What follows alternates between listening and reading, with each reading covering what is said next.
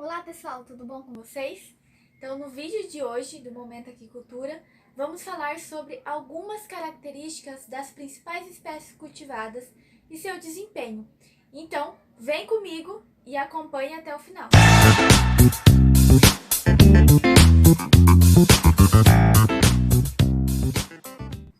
Antes de mais nada, clica no botão gostei para que esse vídeo chegue no maior número de pessoas. Não esqueçam também de apertar no botão vermelho inscrito e se inscrever. E ative o sininho de notificação para os mais vídeos.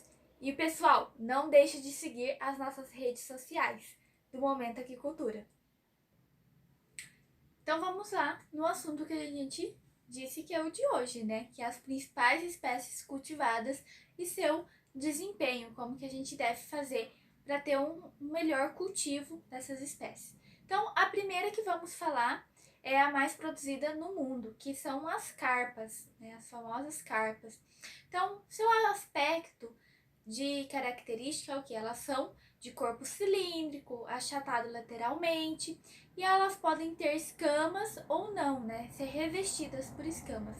Seus olhos são pequenos, os lábios são grossos e a cauda é bifurcada. Então, e ela tem o que? Uma única barbatana dorsal na parte superior, que é onde tem espinhas fortes, né? E são serrilhadas. Então, elas apresentam o quê? Às vezes as escamas podem ser grandes e grossas, dependendo da espécie, e são, assim, com uma coloração que pode variar, tanto do verde, oliva, até o bronze, prateado. A gente vê também as que são brancas ou com manchas alaranjadas, que já são, no caso, as carpas ornamentais. Não são muito utilizadas para o cultivo, elas são mais, né, o nome já diz, ornamentais, que é para aquário, são para lagos artificiais. Então é mais para essa parte. Agora, quando a gente fala de carpa comum, carpa húngara, carpa espelho, carpa capim, carpa de cabeça grande, essas já são mais voltadas para o cultivo. Então, a sua alimentação pode depender do tipo de espécie. Então, elas podem ser do quê? De 3 tipos: onívoras, herbívoras e filtradoras. Quando a gente fala onívoras, elas são aquelas que se alimentam de um amplo aspecto de itens alimentares. Já no caso das herbívoras, a gente tem um exemplo muito claro, que é o caso da carpa capim. O seu nome já é autoexplicativo, né? Ela se alimenta de capim, mas também ela pode se alimentar de algas, macrófitas, né? Então, a mais as partes de vegetais. E as filtradoras, que são utilizadas para colocar nos tanques, né? Para filtrar melhor a água, é utilizado nos biofiltros nessas espécies. Então, quando a gente fala da carpa comum, ela pode chegar até 35 quilos em cativeiro, né, no cultivo. E no seu ambiente natural, 50 quilos. Então, e qual a diferença da carpa húngara da carpa espelho?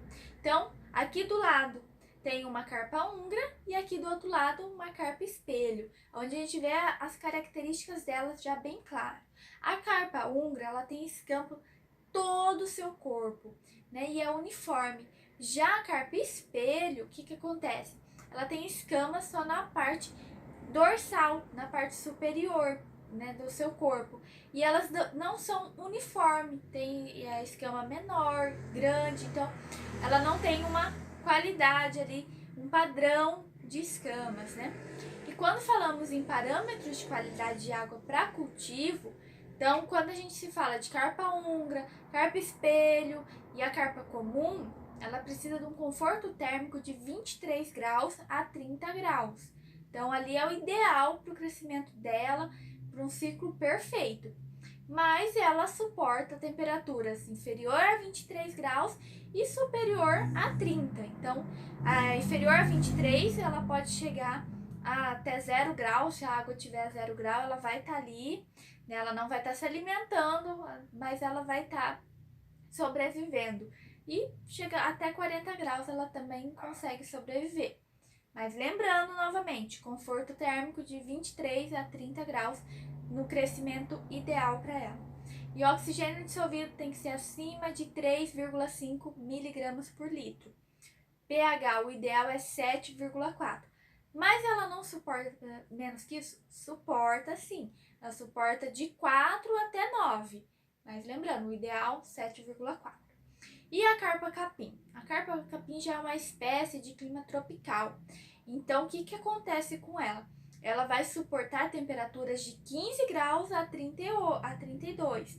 Então, abaixo de 15 graus pode haver mortalidade sim, já pode ter problema no cultivo. Então, lembrando que seu conforto térmico também é igual da carpa húngara, de 23 a 30 graus. Semelhante também à quantidade de oxigênio e o seu pH. E o que acontece? Algumas espécies, né, principalmente a carpa capim, ela é utilizada para controle de macrófitas em reservatórios. Em alguns países o pessoal utiliza. E a carpa já cabeçuda, cabeça grande, seu cultivo é mais localizado na região sul, né, nos estados de Santa Catarina e no Rio Grande do Sul, onde tem assim já uma temperatura mais inferior. Então, eles optam em cultivar já esses animais, né, essas espécies, devido a isso, elas suportarem. Então, tem também, elas ainda, no caso da carpa cabeça grande ou cabeçuda, né, que é falado, ela não tem um pacote tecnológico completo ainda, é incompleto, então precisa de alguns estudos ainda. Mas para o seu cultivo, o que tem na literatura, dá tranquilo, pode cultivar.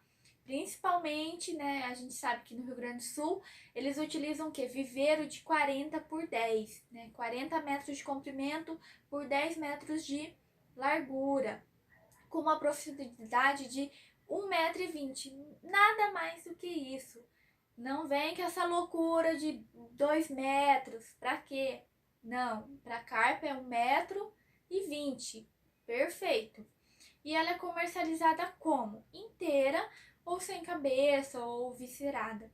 E o seu preço é de 14 a 15 reais o quilo. Então, lembrando outra coisa, o quê? Que na região sul, né, tem tanto a espécie da carpa como o jundiá do sul, né, que é chamado de randiaquele. No sul, ele é uma espécie que está ganhando muito a preferência dos piscicultores, porque ele suporta também temperaturas abaixo de 23 graus. Então, até 10 graus, você pode ver alguns desses animais já ainda se alimentando, eles conseguem tranquilamente. Então, é uma espécie assim legal, né, para colocar no seu cultivo, principalmente você que é da região sul. Então, o jundiá é um bagre, né? Ele é da região sul e ele tem essa vantagem, né? Dessa facilidade do conforto térmico dele, ele suportar temperaturas mais frias.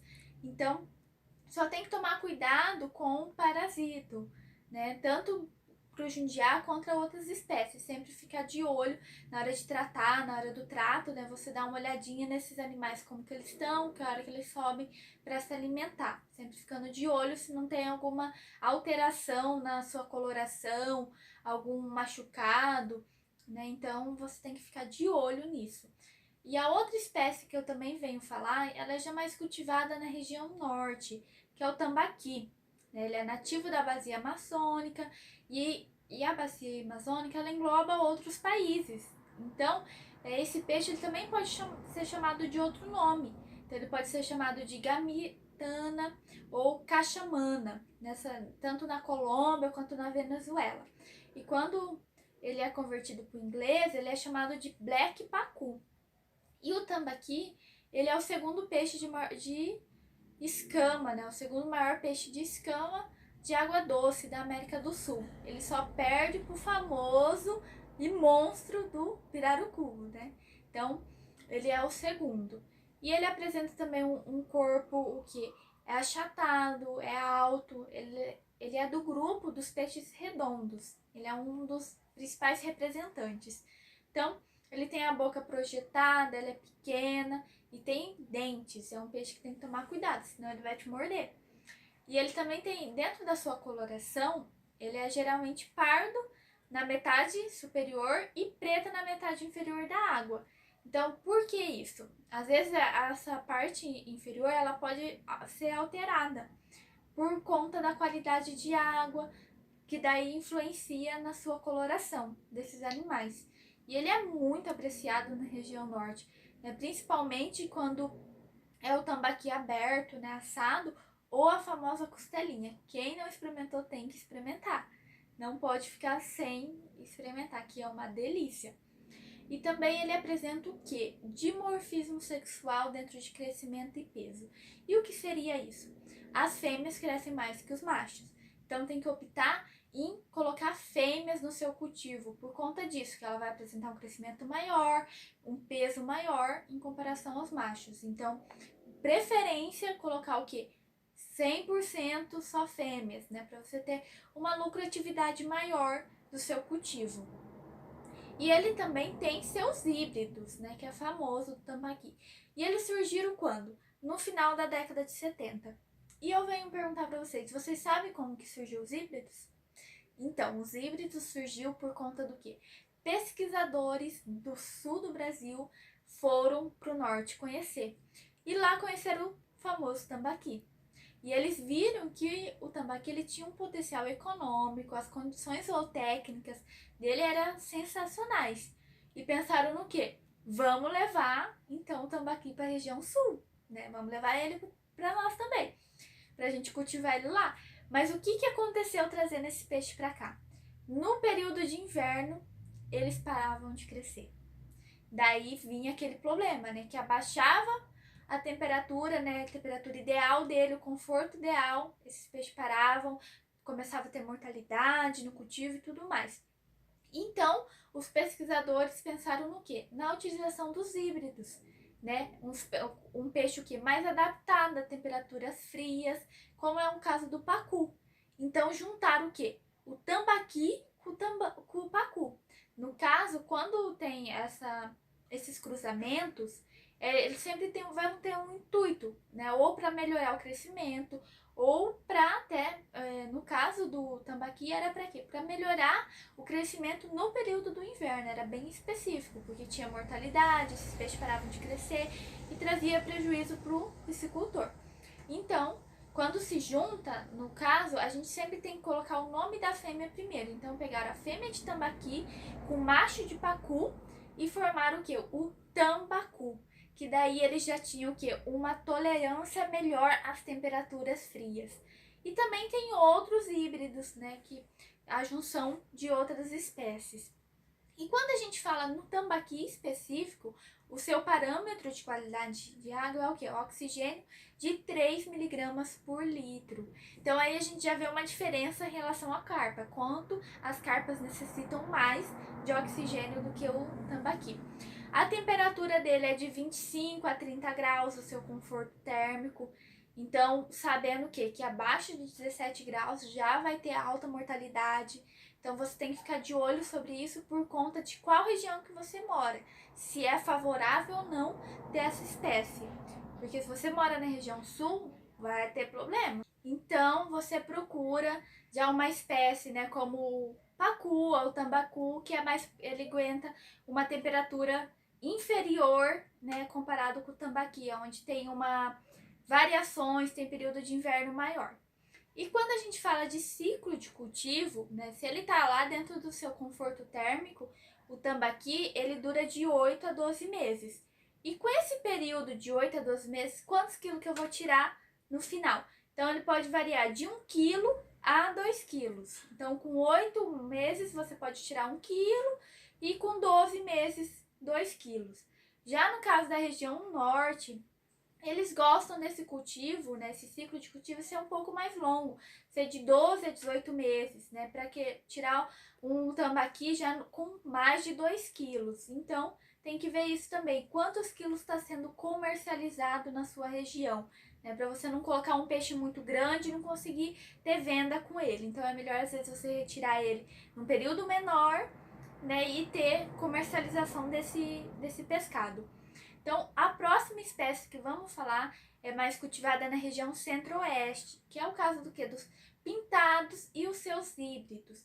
Então, a gente tem principalmente, né, o pintado e o caixara, que são peixes nativos, né, conhecidos popularmente como bagre ou surubins, e são as duas espécies mais utilizadas para fins comerciais. Então, o que a gente vê de diferente? O pintado, ele apresenta um padrão de pintas. Então, aqui uma imagem, né, um exemplo de um pintado. E o caixara, aqui do outro ladinho, ele é um padrão de listras. Então, fica bem clara a diferença. Um é pinta e o outro é listras. E eles são o quê? Peixes de pele, né, espessa ou então ausência de escama. Mas muitas pessoas chamam que eles são de peixe de couro. Mas aí que tá um detalhe, né? A gente não pode chamar de peixe de couro, porque o couro ele é resultado final de um processamento. Então é errado falar peixe de couro, a gente tem que falar que é peixe de pele espessa ou ausência de escamas.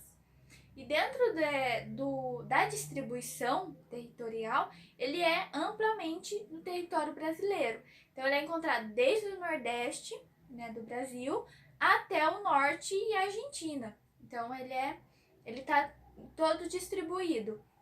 Mas aonde a gente encontra as principais bacias para encontrar o pintado e o caixara é a bacia amazônica, a bacia do Araguaia, né, em Tocantins, a do Prata, inclusive inclui também a bacia do Pantanal e a do São Francisco.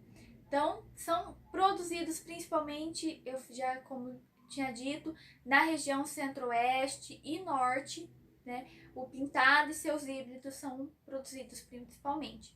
E não conseguem ser reproduzidos em cativeiros, então tem essa dificuldade ainda nesse pacote tecnológico dessas espécies. E eles são de hábitos carnívoros já, então, ou seja, necessitam de rações com proteínas de alto nível, acima de 40% de proteína bruta. E isso pode fazer com que encareça a sua produção. Então, você que é pequeno produtor, às vezes não compensa você já entrar de cara no cultivo de pintado, do caixara e seus híbridos. Inicie-se com uma espécie que tenha, necessita de proteína menores do que 40% de proteína bruta. Então, para você não ter um gasto excessivo, né, na sua piscicultura inicial. E venha aos poucos você trocando de espécie ou tendo outros tanques, açudes, né, com essas espécies. Então, ele também tem o que acontece? Ele aproveita baixíssimo o carboidrato, que tem esse problema, essa espécie. E quando a gente fala, né, como que surgiu os híbridos da espécie dos pintados, dos surumbis. Então, quando se juntou o pintado e o caixara, foi para quê? Para ter um melhor crescimento, um comportamento agressivo menor. Então, esses peixes, eles apresentam um comportamento agressivo por conta do quê? Desse hábito alimentar carnívoro. Então, tem muito problema, principalmente na parte de alivinagem, de esses peixes um se alimentar do outro, ter o canibalismo, né? Então, por conta disso, houve o seu híbrido, né? Tendo o quê? O caixara e tendo o pintado, formou um padrão de pintas, o famoso ponto vírgula, que ele foi o primeiro cruzamento. E depois disso teve o cruzamento do quê? Do caixara e o jundiá, mas não é o jundiá da região sul, já é o jundiá da região norte, né? O jundiá da Amazônia, que ele é um jundiá maior. Então, quando teve o cruzamento do caixara com o jundiá do norte, teve a formação do que? Da jundiara, ou pintado da Amazônia, né, que é conhecido. E aproximadamente há 5 anos que teve esse cruzamento, né? Então ainda é recente, né? E tá tomando conta da produção de surubins, no caso a jundiara, por conta do que? O comportamento agressivo ser menor, ter uma taxa de crescimento melhor, né? Principalmente ainda comparado com o ponto vírgula, o híbrido. Então, e tem o que? Quando fala em ciclo de produção, como eu já tinha havido falado, o que acontece? A gente tem que levar em consideração o tamanho que estão pegando esses alevinos, né? Se eles são de 10, 12 centímetros, no caso, né, da jundiara, vai ter um ciclo de produção de 9 a 12 meses, né? E quando se fala na jundiara, principalmente, você pode trabalhar nas fases finais, já na fase de engorda, uma proteína até de 28% de proteína bruta, igual da tilápia. Então, olha como que houve uma diferença, né? Um melhoramento com esse cruzamento do cachara com o jundiá do norte, né? Essa redução de proteína na fase de engorda. Que quando se fala de pintado, do jundiá, né, da Amazônia, né, da região norte e o cachara, eles separados necessitam de proteínas maiores, né? Principalmente 40%, tem até na sua fase de alevinagem que o pintado ele necessita de 45%. Então, como que a Jundiara ganhou mesmo a conta, né, dessa produção, ela tomou conta mesmo por conta disso, dessa redução de proteína, que consequentemente é o quê? Redução do custo da produção. Então, e outra coisa também, que o pintado, o jundiá, o cachara, ele leva esses 9 a 12 meses. Já a jundiara, ela tem um ciclo de produção curto, de 7 a 8 meses, para retirar animais de 1 quilo até 1,5 kg. Né? Nos Estados Unidos, né, quando tem para exportação, eles preferem até 1 quilo, né, para ter, ou seja, um filé de 300 gramas. Já a região norte prefere animais de 2 quilos, então tem essas diferenças. E principalmente, como eu já tinha visto falado, tamanho que tá esses animais, né? Principalmente na época que você pega, então tudo isso tem influência no seu ciclo produtivo. Então, não é exatamente certo, né, se vai ser de 9 a 10 meses, de 7 a 8 meses. Então, depende dessas variações. Outro animal que também é cultivado bastante, principalmente na região norte e no Mato Grosso, tá ganhando também o comércio de produtores, é o pirarucu. E ele é endêmico da bacia da Amazônia, né, da Amazônica. E o que é, né, o que seria endêmico? É o que ocorre apenas naquela região. Então, a gente já sabe que é endêmico. Então a gente sabe que ele é o quê? O maior peixe de escama do mundo, né? De água doce. Ele pode chegar no seu habitat natural até 3 metros e sendo de 200 quilos. Né? Pensa o tamanho do monstro que é, né? Mas no caso de cultivo, ele tem uma média de 2 quilos, de 2,5 metros e de 100 a 120 quilos. Esse animal pode chegar. Mesmo assim, já é grande, né? Então, o seu corpo ele é todo escamoso, a escama é grande, grossa e é muito utilizada na região norte, né? Como brincos, o pessoal utiliza e para fazer de lixa de unha. É muito comercializado lá pelos turistas. E o pirarucu ele tem uma língua óssea, então ele é utilizado para lixar o pé. O pessoal, quando tem abate e tudo, eles também têm a venda, né, da língua por conta disso, que turistas ou o pessoal local, eles utilizam como lixa de pé, a língua. E é realmente bem, bem grossa. É bem interessante essa parte. Também é um animal que se alimenta, né? A alimentação dele é de hábito carnívoro. E ele tem o quê? Um grande problema no cultivo, porque a cabeça dele ela é achatada e ossificada, né? A gente tem a imagem aqui do nosso monstro. E acaba o quê? Que quando o produtor vai manusear, vai fazer o manejo desse sistema, esses peixes ele tende a pular, e numa pulada ele pode acabar, né, atingindo o piscicultor, dando ali um forte, como se fosse soco, né? Então tem que tomar cuidado, até mesmo tem casos, né, na hora do manejo, bater no peito e ter problemas, então tem que tomar cuidado com o pirarucu por conta disso, né?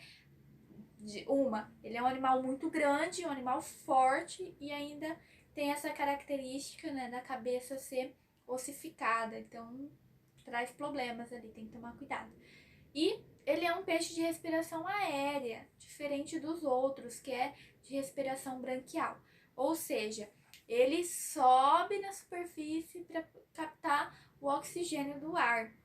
Por conta do que? Ele sofreu essas adaptações que na região norte as águas às vezes são muito, elas têm uma quantidade muito grande de matéria orgânica e por conta disso tem uma baixa, né, quantidade de oxigênio dissolvido. Então, ao longo dos anos ele teve a adaptação, né, teve essa evolução da respiração aérea, mas que pode trazer também problema, né, por conta desse peixe subir, então ele pode trazer às vezes alguns problemas no cultivo, principalmente no caso quando ele é nativo, né, que a gente vê ele nos rios.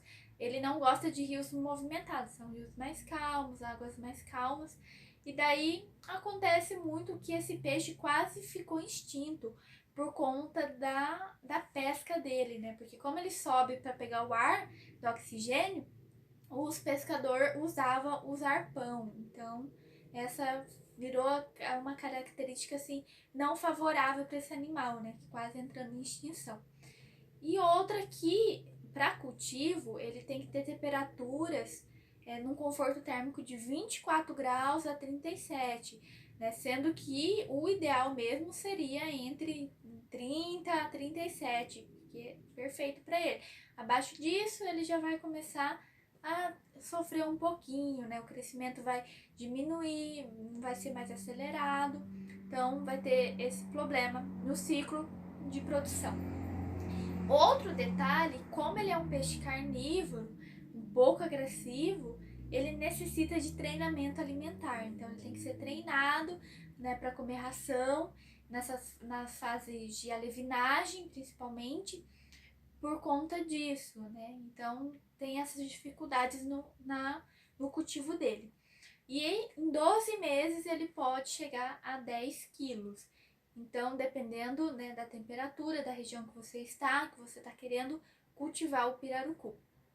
Outra espécie que está ganhando assim o Brasil é o panga, o famoso panga, né, pangaços.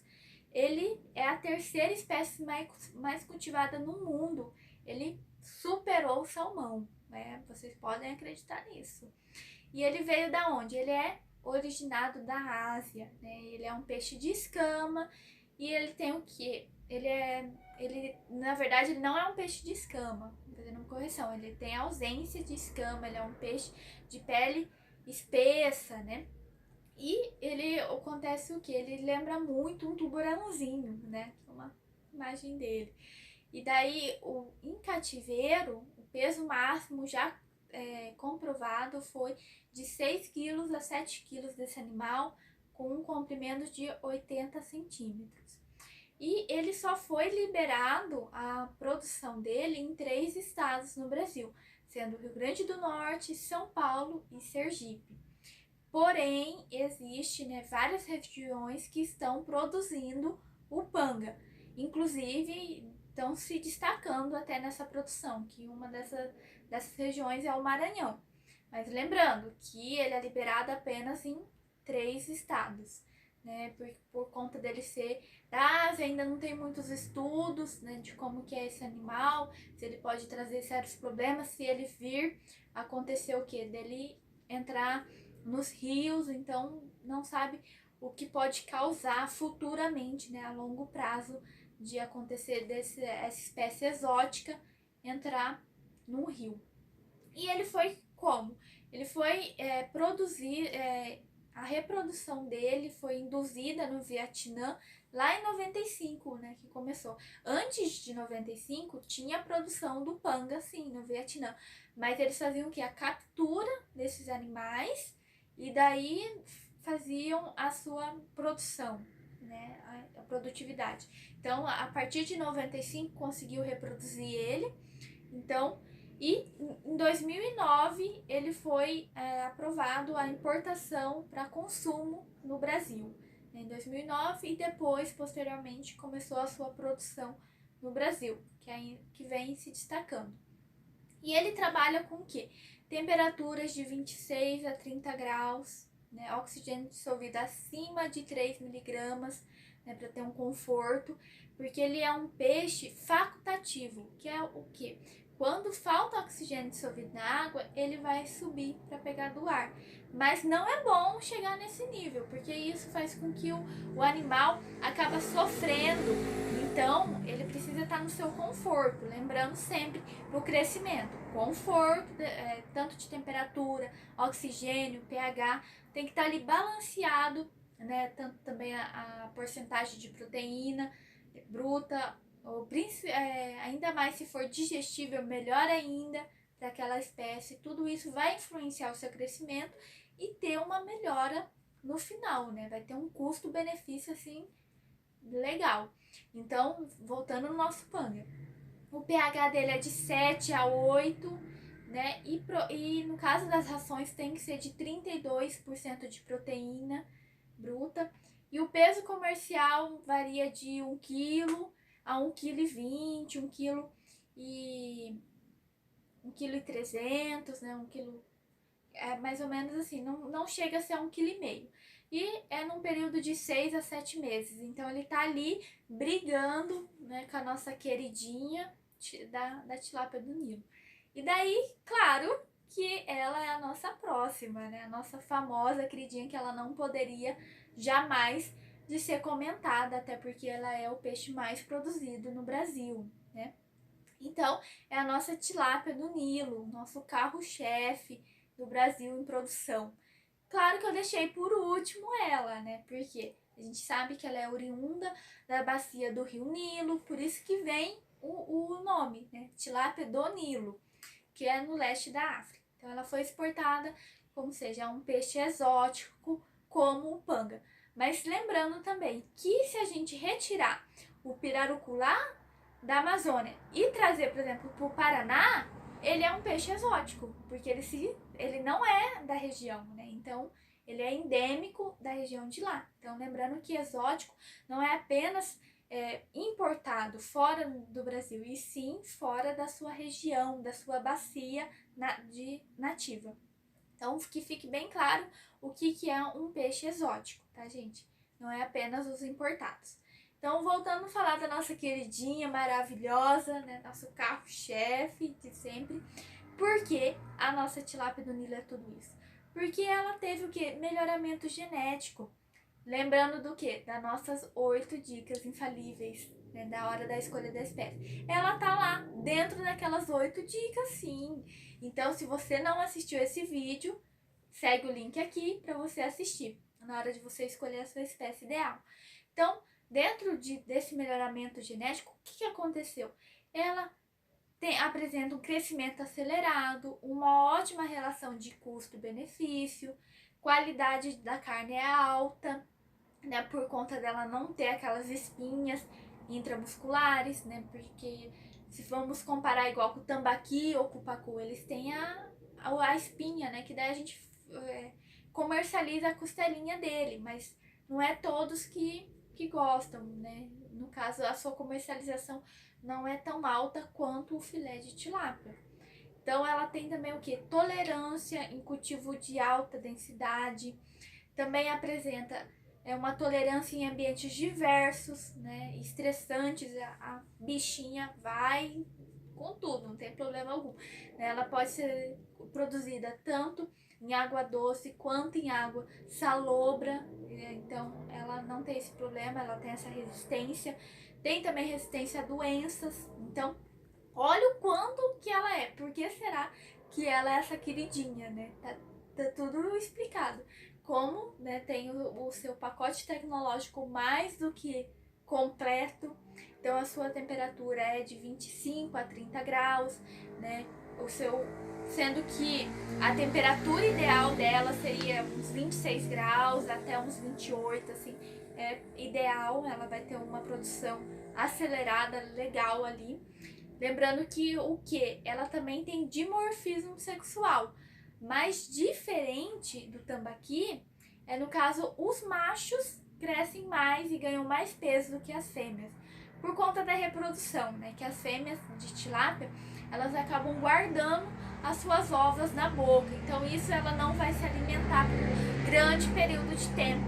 Então, por conta disso, os machos têm crescimento e ganho de peso superior às fêmeas. Então, é importante também ver isso na hora de você for comprar os seus alevinos, se eles são sexualmente, né, todos machos ou não. Então é importante saber, porque se eles não forem todos machos, você vai ter problema também na sua piscicultura, vai começar a ter o quê? A reprodução, e você vai ter peixes pequenos, vai ficar aquelas tilapinha que a gente brinca e fala, né, de 30 centímetros, 40, só vai dar aquilo na sua represa, no seu tanque ou no seu açude. Então é importante isso, ser 98, 100% machos. E ela tem um hábito alimentar onívoro, então ela se adapta a vários tipos de rações, a vários tipos de ingredientes, então não tem problema. Sendo que a tilápia do Nilo, na sua fase de engorda, fase terminal, é 28% de proteína bruta. Então, todas essas vantagens. Né? Sendo que ela é uma das principais espécies produzidas no mundo, né? Ela só perde para quem? Para as carpas. Então, quando a gente fala em produção de tilápia no mundo, o Brasil ele está em 4º lugar, né? Como a espécie mais cultivada. Então, em primeiro lugar está a China, segundo a Indonésia, terceiro o Egito e quarto o Brasil em produção de tilápia do Nilo. E também temos outras espécies que está ganhando o comércio, né? Que antes era apenas para utilizar como isca viva para pesca esportiva, que era o caso do lambari. E o lambari ele está sendo comercializado como aperitivo, né? Tanto para pesca e pague, como também os quiosques de praia. As pessoas estão tendo essa preferência, está tendo muita comercialização dessa forma do lambari. E ele é comercializado, né, com 15 centímetros, tamanhozinho assim. Então, é um peixe de rápido crescimento, o ciclo de produção é curto, tendo a chance, né, do você, produtor, fazer o quê? Vários ciclos no ano, principalmente se é de uma região mais quente, né? Então, sendo de São Paulo, algumas regiões que têm uma prevalência de um verão mais prolongado, então é uma vantagem também ter essa espécie no seu viveiro, né, no seu açude, tanque, como você preferir chamar, apesar que tem uma diferença. Mas a gente vai ver no próximo vídeo qual é a diferença de açude, de tanque, viveiro. Então, o Momento Agricultura fica por hoje. Então, até a próxima. Então, procure já o pacu ou o tambacu para já melhorar o seu cultivo.